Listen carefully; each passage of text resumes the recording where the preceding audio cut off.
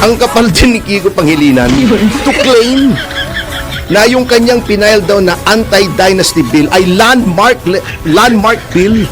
Oh, Parang siya lang ang unang nakaisip nito. ganon. Sir Kiko, hindi po ikaw ang kauna-unahang nag-file ng anti-dynasty bill, so do not claim it is a landmark. Sir, wag mo namang lokohin ang publiko. Ang dami na po nag-file ng anti-dynasty bill bago ikaw. Opo. Si Miriam Defensor Santiago nag-file. Si Mayor Fred Lim nag-file din niya ng anti-dynasty bill. Si Coco Pimentel nag-file din niya ng anti-dynasty bill. Hindi ikaw ang una, hindi sa yun landmark. Hindi ikaw una nakaisip niyan, pa-landmark ka pa. Alam. Ano yata yun na, antay yata yun na. Oo. Anyway, ano na tayo? Good news na tayo. Okay. Ito, isa pang Freycinet Republic ito. Alam mo, di ba si Kiko Panghilinan nag-file ng anti-dynasty bill? Aha. Sabay sila ni Robin Padilla. Opo. Ang kapal din ni Kiko Pangilinan to claim na yung kanyang pinail daw na anti-dynasty bill ay landmark bill. Oh, Parang siya lang ang unang nakaisip nito. ganon. Sir Kiko, hindi po ikaw ang kauna-unahang nag-file ng anti-dynasty bill, so do not claim it is a landmark. Ang landmark, yung isang, di ba, parang Original. Diba, landmark dyan, yung Original Welcome Rotonda, ka, di ba? opo. Yun ang tinitignan mo kasi yun ang madaling makita. Madaling Landmark. Oo. Yun ang kauna-unahan doon. Parang Opo. yung Rizal Monument, landmark yan. O, di ba? Ang tagal na yan. Intramuros, landmark yan. Yes. O, di ba? Quezon Welcome Memorial Rotonda. Welcome Rotonda, landmark yan. Sir, wag mo namang lokohin ang publiko. Ang dami na po nag-file ng anti-dynasty bill bago ikaw. Opo. Si Miriam Defensor Santiago nag-file. Kaya walang nangyari. Si Mayor Fred Lim, naging senador yan for 3 years before he was re-elected as mayor. Oh. Nag-file din niya ng anti-dynasty bill. Si Coco Pimentel, nag-file din niya ng anti-dynasty bill. Hindi ikaw ang una, hindi sa yun landmark. Hindi ikaw una nakaisip niyan, pa-landmark ka pa. Alam. Besides, baka lang nga loaded itong bill mo eh. Ako, suspecha ako rito. Wag naman sana. Samantalang, nag-file din si Robin Padilla ng anti-dynasty bill. At maganda yung final ni Senator Padilla Opo. na anti-dynasty bill. Bakit parang sinasabi nilang sila lang na nag-file no? Masyadong etong anti-dynasty bill ni Robin Padilla, mahigpit ha. Ang dynasty is defined as para simple na lang, Opo, sige. mag-ama, mag-ina, ama, ina, anak, asawa, Aha. hanggang tiyo, tiya, pinsang buo. Yun. Hanggang doon. Oo, yung tiya ng yung kasi ang angat Sa niyan. mother and father. Halimbawa, let's say umaakyat kasi sa common ascendant Yes. ang consanguinity or affinity. Yes. Ito pati affinity pati sa kasal, yung mga in-laws. Oh. Naalala ko tuloy si attorney JB Hinlo. Di ba? Mamaya Sounds makikita like. kami. Sounds like. Oo. Halimbawa, pinsang buo mo, pang ilan yun? 4th degree. Bakit? Ikaw, Aha. di ba? Opo. Aakyat ka, first degree, nanay mo. Second degree, yung paakyat yan eh. Pag ganoon, Basta, paakyat. nanay and tatay level yun. No. Nanay and First tatay. level, second level, yung common ancestor. Yes. Yung lolo at lola. Yes, yes. Common ancestor Opo, second common. degree. Ah. Third degree, tiyo. Yes. Anak siya ng tiyo. Fourth degree, pinsang buo. Yung second class, hindi nakasama. Maganda na. By affinity pati affinity, Opo. pati sa kasal. Pati father-in-law.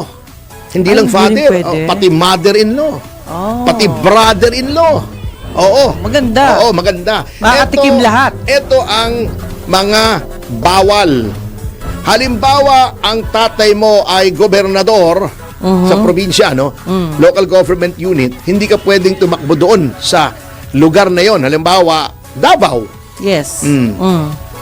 Kung national official ang tatay mo, gawin na natin si Pangulong Duterte. Opo. si Pangulong Duterte, incumbent. Di pwede mag-mayor ng Davao yung kanyang mga anak o kanyang asawa o kanyang pinsang buo o kanyang tiyo in the place of his domicile. Ayun. Yan, which is Davao. Opo. Mag-mayor sila sa ibang lugar. Pag may Yun. bahay sila doon. Pag national. Kasi hindi mo national. naman pwedeng pigilan lahat na lang buong Pilipinas. Opo. Ngayon, kung ikaw ay gobernador, doon sa probinsya mo, hindi pwedeng mag-mayor, hindi pwedeng mag-vice governor, hindi pwedeng mag-board member, yung hanggang 4th degree of consanguinity or affinity. Okay. Yan. Kahit sabihin mo magkalaban kayo sa politika, Opo. hindi pa rin pwede. Or party list, hindi rin pwede. Kasi by blood yan eh. Oo. Kung presidente naman, Opo.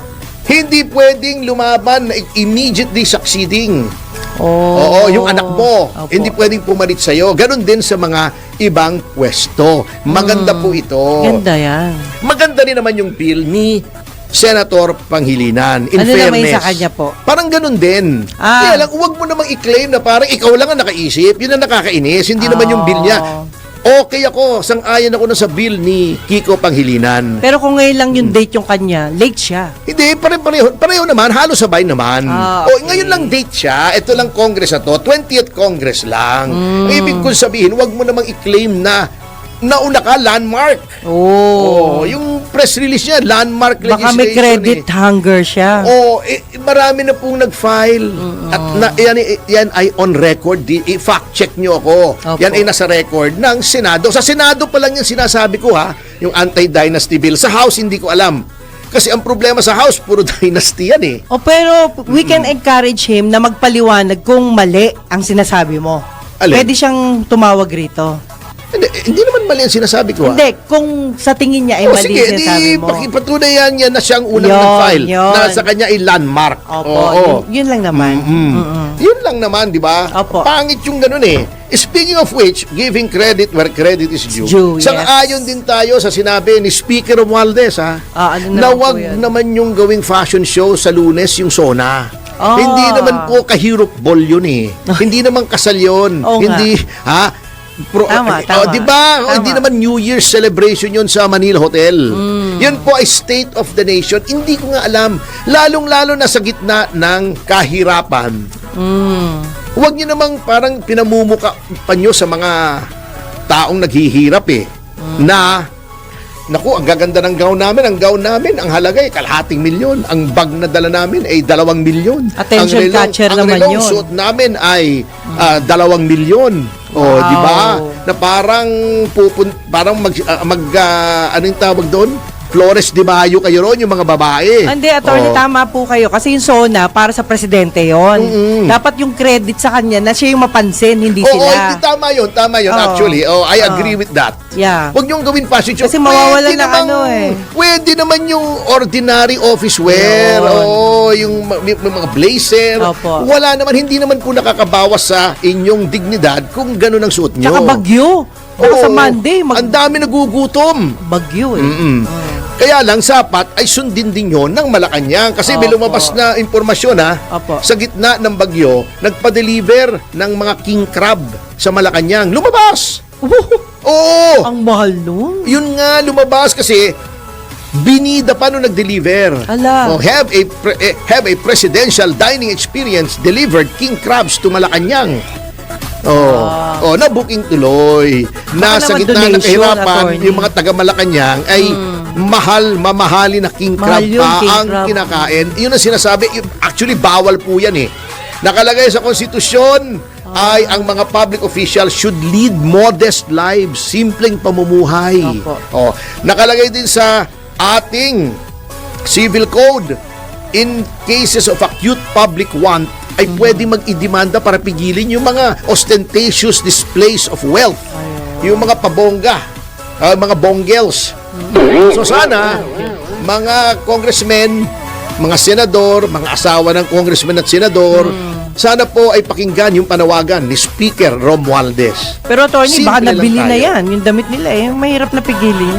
I-donate na lang nila sa relief. Kaya lang nahirap bumabagyo, Mahal naka-gown yun. ka, mahirap lumusong ng Pwede bagyo. na ibigay sa akin. Pwede, bakit hindi? Anyway,